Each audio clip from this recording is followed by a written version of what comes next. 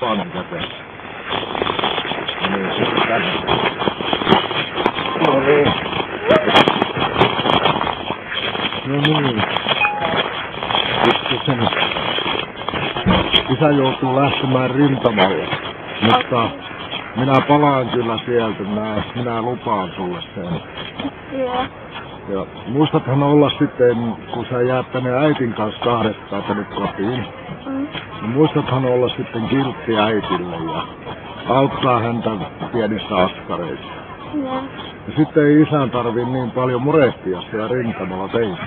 Joo. Lupaa olla kiltti sitten. Joo. Isä muistaa sinua aina iltarukouksessa. Joo. Onko näin kiva? Joo.